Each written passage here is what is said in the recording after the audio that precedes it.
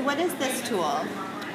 So basically it's an adaptation of the low-tech visual scene displays, but we adapted them to books because we thought it's still pretty easily, it's similar. We can still use it in that kind of shared context, but with books. And so how do you make this tool? So these are scanned pages of the book, printed out, color printouts. So you take 2 copies of each page, and then one of the pages you cut out the hotspots. So like Little Red Riding Hood is cut out from the second copy of the book. I like that we either laminate it or put contact paper and protect it so that we can use it multiple times across different kids and it doesn't get destroyed. Perfect. And who would you use this with? So from the research that's been done, we know that low-tech visual scene displays are really good to use with beginning communicators and individuals who are at lower cognitive levels.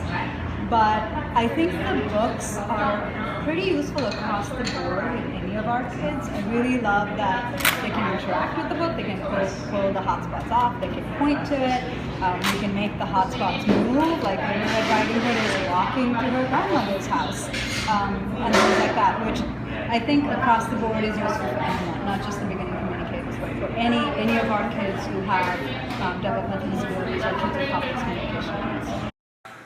Can you show us how you would use this? So if you were my student with complex communication needs, what I really like to do is kind of hold it up to their faces so they're like, oh, I have to do something with this. So I've used it in a lot of different ways. I've used it to introduce vocabulary. So here's Little Red Riding Hood. Here are the cats. There's 1 and there's 2. So you can use it to introduce some new vocab. But you can also use it to ask questions like, hey, who do you see in the picture? And then I would expect you to either point to the picture or fill it out. And then I would say something like, do you see anything else in the picture? What's really nice about adapting the books in this way is that it really makes it salient. Like you really know that I'm asking you something where these are some obvious answer choices. So you can use it in those kinds of ways to ask questions, to make comments, like, let's see if I can think of a comment on the spot, like,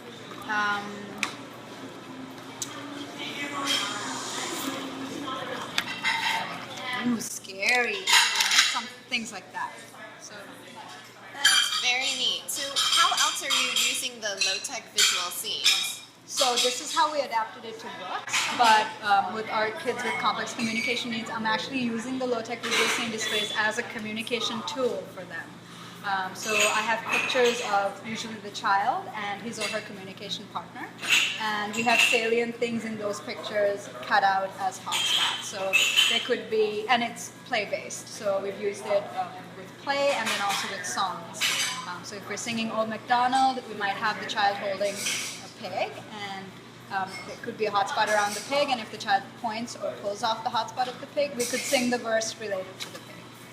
And so you're familiar with this, you're using this. Are you training individuals, and what, or I guess, who's using the low-tech visual scenes with the communications? So it's a really easy tool to use, and from what I've seen in my research and otherwise, obviously speech-language pathologists jump on this, really easy to use. Teachers, I've trained paraprofessionals to use it and it's been pretty easy to use with them. I've also gotten feedback from parents saying this is a nice tool that they would use. So pretty across the board, pretty much.